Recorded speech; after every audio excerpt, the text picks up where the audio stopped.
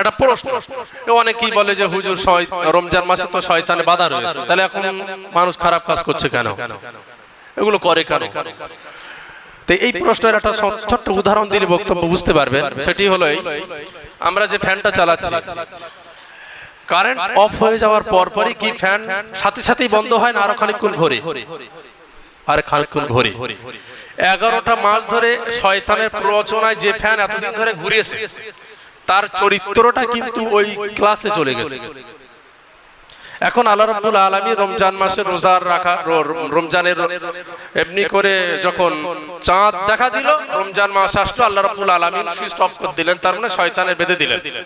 এখন তার চরিত্রে এতদিন ধরে ঘুরতেছে, সে চরিত্রে আরো খানিকটা কাজ এগিয়ে যাবে। দেখবেন যত শেষের দিকে আসবে আর তত মসজিদে মুসল্লির ভিড়ের সংখ্যা বেড়ে যাবে। এটা দেখবেন, কারণ তার চরিত্র আস্তে আস্তে পরিবর্তনের দিকে আসে। কিন্তু দুঃখের বশত রমজান যেই চলে যায়, তখন সে আবার সেই কাজেই তারা লিপ্ত হয়। এই জন্য অনেকে ক্রিটিসাইজ করে ফেসবুক, হোয়াটসঅ্যাপ, ইনস্টাগ্রামে লেখে যে মসজিদ থেকে কিছু মুসল্লি হারিয়ে গেছে, যদি কেউ খোঁজ পান একটু মসজিদে এনে দিলে এত টাকা পুরস্কার, একটু ক্রিটিসাইজ করে। সুতরাং বলা বাহুল্য, কোরআন এবং হাদিসে যেটা উল্লেখ করেছে এটা সত্য, এতে কোনো সন্দেহ নেই। কিন্তু আমাদের চরিত্রটা 11 মাসটা ধরে যে পর্যায়ে আমরা চলেছি, এখন হঠাৎ করে সুইচ অফ করে দেওয়ার পরেও ফ্যান যেমন ঘোরে, ঠিক সুইচ অফ করার পরেও আল্লাহ রাব্বুল আলামিন তার সন্তান ওই শয়তানকে শৃঙ্খলাবদ্ধ করার পরেও আমাদের চরিত্রটাও কিছুদিন এরকম ভাবে চলেছে। এজন্য সর্বক্ষণ খেয়াল রাখতে হবে 11টা মাসের ভিতরে ট্রেনিং দেওয়ার কি পদ্ধতিতে আপনি 11টি মাস চলবেন আগামী বছর, তার ট্রেনিং স্বরূপ এই রমজান মাস। এই রমজান মাসটা আপনি যেভাবে চলবেন, বাকি 11টা মাসের ট্রেনিং হলো এই রমজান মাস। তাহলে একটা মাস যদি আপনি সঠিকভাবে ট্রেনিং নিতে পারি, আমি যদি সঠিকভাবে ট্রেনিং নিতে পারি, তাহলে আর 11টি মাস ভালো যাবে।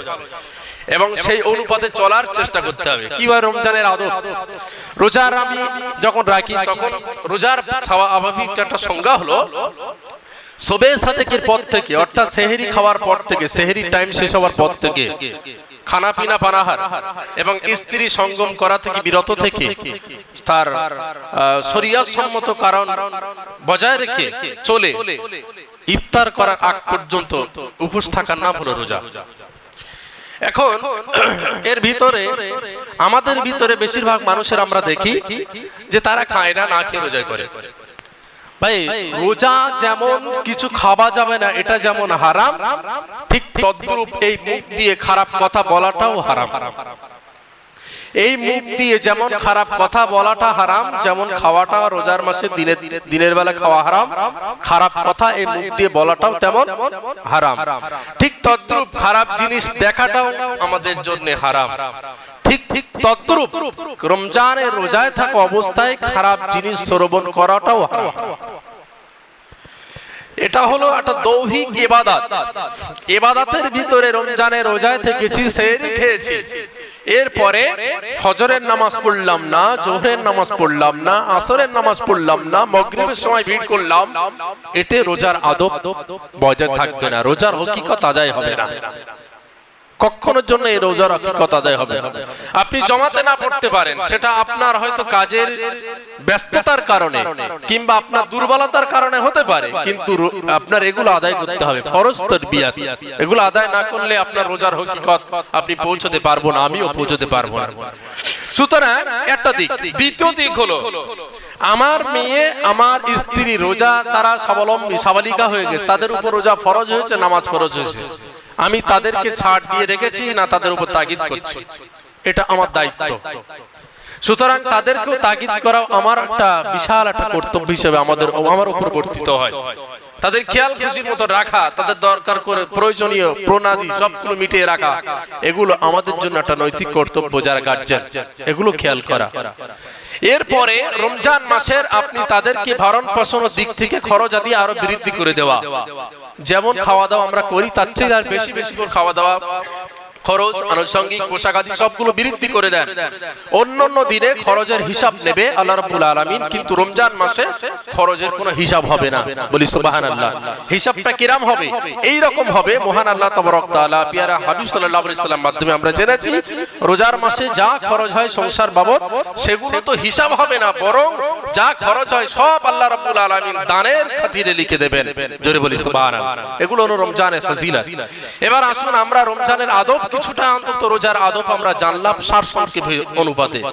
রোজা কি কি কারণে নষ্ট হয় এই বিষয়গুলি আমি আপনাদের সামনে উপস্থাপন করব। যেহেতু প্রথম জুম্মা আজকে, আর এখনো সব রমজানের বাকি রোজা সবগুলো বাকি, এজন্য আমরা চেষ্টা করব যে যে কারণে রোজাগুলো নষ্ট হয় সেই সমস্ত কারণ যেন আমাদের দ্বারা সংগঠিত না হয়। এটা আমি একদম হুবহু সরাসরি আল্লামা হুজুর পীর কেবলা রহমাতুল্লাহ আলাইহি তিনি কিতাবের হাওলা দিয়ে, কিতাবের মিশকাতুল মাসাবি এবং অন্যান্য হাদিসের হাওলা দিয়ে যে কটি কারণ তিনি উল্লেখ করেছেন সেই কারণগুলো আমরা আপনাদের সামনে উপস্থাপন করব আর আমরা জেনে নেব। তিনি উল্লেখ করেছেন রোজা মোট 18টি কারণে রোজা নষ্ট হয়। 18টি কারণ। এই 18টি কারণ আমি আপনাদের সামনে একটা একটা করে তুলে ধরছি। সরাসরি কিতাবটা আমি হাতে নিই, তাহলে সুবিধা হবে।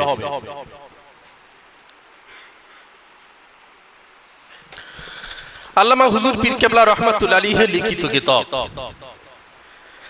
এখানে যে সমস্ত কিতাবের হাওলা দেওয়া হয়েছে তাতে বিশেষ করে কয়েকটি জিনিস তুলে দেওয়া হয়েছে। ফতোয়া শামী বিশেষ একটি গ্রন্থ 2 নম্বর খণ্ড 135 নম্বর পৃষ্ঠা তুলে ধরা হয়েছে। আরো অন্যান্য কিতাব এর হাওলা স্বরূপ প্রমাণিত হয়েছে। রোজা যে যে কারণে ভঙ্গ হয় তার প্রথম নাম্বার কারণ হলো স্বেচ্ছায় পানাহার করা। কেউ যদি ইচ্ছাকৃত কোনো কিছু পানাহার করে, ভক্ষণ করে, তাহলে রোজা নষ্ট হবে। স্বেচ্ছায় ওষুধ বা তামাক আদি পান করা। ওষুধ বা তামাক কেউ যদি পান করে, এখানে পান করা বলতে খাওয়া। এখন কেউ খৈনি খাওয়া তার অভ্যাস, সে তো আর পেটের মধ্যে দেয় না, গালে গুজে রেখে দেয়। আর এসে বলছে হুজুর আমি তো তামাক গুজে রেখে দেই, ও তো খায় না। সুতরাং এটা জায়েজ নেই, একদম নিঃসন্দেহে হারাম, এই কাজ করা যাবে না। যদিও অনেকেই বলেছে এটা মাকরুহ তাহরিমি, কিন্তু মাকরুহ তাহরিমিটা যদি দীর্ঘদিন করতে যদি পর্যায়ক্রমে এমন একটা জায়গা চলে যাবে ওর হারামে পরিণত হবে। কারণ ওর অভ্যাসটা তখন ওইটাই হবে, যতক্ষণ খৈনি গালে না দেবে ততক্ষণ আর পায়খানা হবে না। এরকম মানুষ আছে আমাদের সমাজে, এমনও আছে যারা বিড়ি খায়, বিড়ি খেতে খেতে যদি পায়খানা লাগে আর বিড়ি না খেলে তার পায়খানা হয় না। স্টেশনে তো বহু জায়গায় দরজায় ওই বিড়ি খায় আর ওই ছোকা দেয়, ছোকা দিয়ে সে দরজাটা পুরো লিক হয়ে গেছে। এগুলো মানুষের একটা বিশাল অভ্যাস, খারাপে পরিণত হয়েছে। 3 নম্বর হলো স্বেচ্ছায় স্ত্রী সঙ্গম এবং ওই সমস্ত কার্যকরী কাজগুলো থেকে বিরত থাকা। যদি কেউ এগুলো করে তাহলে তার রোজা ভঙ্গ হবে।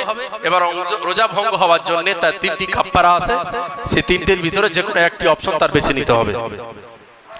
4 নম্বর হল নাক ও কানের মধ্যে ঔষধ প্রদান করা, যাহাতে তার মস্তিষ্কে পৌঁছায় এবং পেটে পৌঁছায় এবং যে পৌঁছানোর কারণে তার পুষ্টি যোগায়।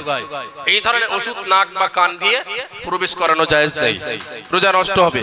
5 নম্বর আহত পেটের ও মস্তকে জখমে এইরূপ ঔষধ লাগানো যাহা মস্তিষ্কে পৌঁছায় এবং পেটে পৌঁছে যায়, যেগুলো শিরা উপশিরা দ্বারা পৌঁছানোর পরে তার পুষ্টি যোগায়। এমনও কিছু ইনজেকশন আছে যে সমস্ত ইনজেকশন গুলো করার পরে মানুষের ক্ষুধা নিবৃত্ত অনেকটা কমে যায়, তার খিদে ওইভাবে কিছুক্ষণ টিকিয়ে রাখে স্টমাকে। এরকম ধরনের ঔষধ প্রয়োগ করানো হয়। এরকম কোনো কিছু যদি সে জখমের স্থানে বা অন্য কোনো জায়গা দিয়ে প্রবেশ করায় তাহলে তার রোজা নষ্ট হবে। 6 নম্বর কুলি করার সময় অনিচ্ছা সত্ত্বেও পানি গিলিয়ে ফেলা। আমি যখন ওযু করার সময় কুলি করি না, কুলি করার সময় খানিকটা পানি গলের মধ্যে চলে গেল, ওইভাবে ঢোক গিলে নিলাম, ও এক্ষেত্রে রোজা নষ্ট হবে। কেন নষ্ট হবে? রোজা হলো ফরজ, আর এই ফরজ জিনিসটা আপনি যখন করবেন তখন গুরুত্ব সহকারে করবেন না গুরুত্ব না দিয়ে করবেন। কথা বলেন, গুরুত্ব সহকারে। তা যে জিনিসটার গুরুত্ব দেওয়া হয় সেই জিনিসটা খুব সাবধানে করতে হয়, খুব সাবধানে। উদাহরণস্বরূপ যদি আমরা এখানে রং করার সময় ডিজাইন করি, ডিজাইন করার ক্ষেত্রে যে তুলি লাগায়, তুলি দিয়ে যে রংটা করে, ও যে দাগ থাকে সেই দাগ অনুপাতেই যায়। কারণ দেখবে এটা হলো ইম্পর্টেন্ট জায়গা, যদি বেঁকে যায় দাগটা তাহলে সারা মুসল্লিরা দেখে খারাপ বলবে। তার সমস্ত জায়গা রং করার ক্ষেত্রে যতটা গুরুত্ব দেবে তার বেশি গুরুত্ব দেবে কিন্তু সামনের ফ্রন্ট, ঠিক কিনা? ঠিক তদ্রূপ রোজা হলো একটা বিশাল গুরুত্বপূর্ণ ইবাদত। এই ইবাদত করার সময় যখন আপনি ওযু করবেন, আপনার ওযু করার ক্ষেত্রে গুরুত্ব দিতে হবে যে আমার ওযু কুলি করার সময় যেন কুলিটা না যায়, অর্থাৎ কুলি করার সময় যেন আমার পানির ঢোকটা যেন গলার ভিতরে প্রবেশ না করে। এই গুরুত্বটা আপনার দিতে হবে, ওটা বোঝানোর জন্য কিন্তু এই কথাটা বলা। যদি কেউ অনিচ্ছা থাকলেও সে ভিতরে যায়, তাহলে হুজুর কেবলা লিখেছেন তার গুরুত্বের অভাব, এই জন্য তার রোজা নষ্ট হবে। আসুন, এরপরে স্বেচ্ছায় পূর্ণ বমি করা। স্বেচ্ছায়, অনিচ্ছায় হলে অসুবিধা নেই। কেউ যদি স্বেচ্ছাকৃত ভাবে বমি করে, অনেকের আছে অভ্যাস বমি করা স্বেচ্ছায়, আমি নিজে দেখেছি, তার অসুবিধা হয় না, আল্লাহ পাক ভালো জানে। স্বেচ্ছায় বমি করা। 8 নম্বর হলো কঙ্কর অথবা এইরূপ কোন অখাদ্য বা ঘৃণিত বস্তু গিলিয়ে ফেলা। কেন গিলে ফেলে তার একটা উদাহরণ দেই। এখান থেকে বাংলাদেশে পাচার হচ্ছে সোনা, কি করে পাচার হচ্ছে? গিলে ফেলেছে, পেটের মধ্যে গিলে ফেলেছে। বাংলাদেশে যাবার পরে সে ওষুধ খাবে, পাতলা পায়খানা হয়ে সোনা বেরিয়ে যাবে, পায়খানাটা ধুয়ে সোনাটা আবার বিক্রি করতে হবে। এরকম অহরহ ঘটনা চোখের সামনে ঘটেছে এবং সোশ্যাল মিডিয়াতে ভাইরাল। যখন আপনি অখাদ্য কিছু গিলে ফেলবেন, আপনার তখন অস্বস্তি হবে, কোনো খাবার চাহিদা হবে না, খাবার আপনার প্রয়োজন হবে না। ওইভাবে আপনি একদিন পার করে দেবেন, হামেশায় অস্বস্তি হবে কিন্তু খাবার প্রয়োজন হবে না। হুজুর কিবলা লিখেছেন এই সমস্ত এই ঘৃণিত কাজ যদি কেউ করে তাহলে তার রোজা নষ্ট হবে। 9 নম্বর, রাত্রি ভ্রমণে অথবা প্রভাতে সেহরি খাওয়ার পর পুনরায় যদি খায়, সেক্ষেত্রে সেহরির সময় শেষ হয়ে গেছে, ঘুম থেকে তাড়াতাড়ি উঠেছে, মনে হচ্ছে যে এখনো সময় রয়েছে, তাড়াতাড়ি করে সেহরিটা খেয়ে নেই, এরকম হয় না? দেখা যাচ্ছে যে আজান হচ্ছে যখন সে সেহরি খাচ্ছে, অরে তার আগে 10 মিনিট আগে সেহরি খাওয়ার টাইম পার হয়ে গেছে। এইরকম ভাবে যদি কেউ খায় তাহলে তার রোজা হবে না, রোজা নষ্ট হবে। ভ্রমবশত আহার করিয়া এবং কিছু খাইয়া ওহাতে রোজা ভঙ্গ হওয়ার ধারণায় পুনরায় যদি আহার করে, মনে করতে হয়তো কিছু খেয়ে ফেলেছি, হয়তো গালের মধ্যে কিছু ছিল সেহরি খাওয়ার পরে, সেটা মনে হয় আবার খাওয়া হয়ে গেছে, কিংবা থুতু খেয়ে ফেলেছি, হয়তো রোজা হবে না বলে আবার কিছু খেলো, এতে তার রোজা নষ্ট হবে। 12 নম্বর, জবরদস্তিতে পানাহার করা। কেউ যদি জবরদস্তি করে সেখানে আর যদি পানাহার করে তাহলে তার রোজা নষ্ট হবে। কারণ হাদিস শরীফ এসেছে, বলেছে যদি কোন ব্যক্তি অত্যাচারিত হয় সেজন্য একটি কথাই বলে, কাফের হোক আর মুশরিক হোক আর বিদঈন হোক আর খচ্চরে জাবরে হোক, সেজন্য একটি কথাই বলে যে আমি রোজাদার। আল্লাহ রাব্বুল আলামিন রোজাদারের উপর এমন রহমত নাজিল করেছেন, বেধর্মী বা যে কোনো অত্যাচারিত ব্যক্তি সামনে সাথে যে দাঁড়িয়ে বলে আমি রোজাদার, আমি উপোস আছি, আল্লাহ রাব্বুল আলামিন তাকে তার দিলটা নরম করিয়ে ওই অত্যাচার থেকে আল্লাহ রাব্বুল আলামিন লঘু করে দেবেন, বলি সুবহানাল্লাহ। সেজন্য জবরদস্তিতেও পানাহার করায় কারণে তার রোজা ভঙ্গ হবে। 13 নম্বর, সমস্ত রমজানের রোজা কিংবা ইফতারের নিয়ত না করা। রমজান মাসে যে রোজা রাখা হয় প্রত্যেক দিন রোজার নিয়ত আপনারা করবেন এবং ইফতারের সময় দোয়া পড়বেন, ইফতারের নিয়ত করবেন, এই দুটো কিন্তু ফরজ। এগুলো যদি কেউ না করে সারা রমজান মাসে রোজা থাকার পরেও তার রোজা হবে না, রোজা ভঙ্গের আরো একটি কারণ এটা। 14 নম্বর, ফজরের রোজা, ফজরে রোজার নিয়ত না করার জন্য আবার আহার করা। সে রোজার নিয়ত করেনি, ফজরের নামাজ পড়ে মনে হচ্ছে যে রোজার নিয়ত করা হয়নি, পান্তার বেলার সময় হলে তো রোজার নিয়ত করা হয়নি, তো কি হবে? আবার খেয়ে নেই। মুহাদ্দিস কেরামগণ লিখেছেন যদি তার ভুলে যায় রোজার নিয়ত করতে সেহরির সময়, সে যেন ইফতারের আগে যে কোনো একটা সময় রোজার নিয়ত করে নেয়, এটা হলো এমার্জেন্সি কেস। এখন রোজা হবে না বলে যদি পানাহার করে তাহলে তার রোজা ভঙ্গ হয়ে যাবে। 15 নম্বর, গলদেশে বৃষ্টির পানি অথবা বরফের পানি ধরে রাখা, ভিজিয়ে রাখা। গলদেশে গলা শুকিয়ে যাচ্ছে, বরফের পানি দিয়ে ভিজিয়ে রাখলাম, চলবে না। এবং এটার সপক্ষে আরো একটা জিনিস বলা যায়, কেউ যদি পুকুরি কিংবা পানির ফোয়ারায় অথবা বাড়ির গোসলখানায় যদি কেউ অনেকক্ষণ ধরে গোসল করে তাতেও তার রোজা নষ্ট হবে, কারণ ওই গোসলের পানি আমাদের পশমের গোড়া দিয়ে ভিতরে প্রবেশ করে, সুতরাং তাতে এনার্জি আসে এবং তার শরীরটা সতেজ হয়। দীর্ঘক্ষণ করা যাবে না, গোসল করা যাবে সাময়িক সময়ের জন্য, যেভাবে স্বাভাবিক করে থাকি। 16 নম্বর, মৃত স্ত্রী বা নাবালেগ বালেগা সঙ্গম করায় বা চুম্বন কিংবা স্পর্শ করায় যাহাতে তার গোসল ফরজ হয়, বীর্য বাহির হয়, এক্ষেত্রে তার রোজা নষ্ট হবে। 17 নম্বর রোজা ভঙ্গের কারণ, রোজাদার পায়খানা করার পর পানি দ্বারা ইস্তেঞ্জা করা সময় নিঃশ্বাস টানিবে না, ভিজা অঙ্গুলি মলদারে প্রবেশ করাইবে না, কাপড়ের টুকরো দ্বারা মলদার না মুছিয়া উঠিবে না, নচেত পানি মলদার বা গ্রহী স্তরে যদি উঠিয়া যায় সেক্ষেত্রেও তার রোজা নষ্ট হবে।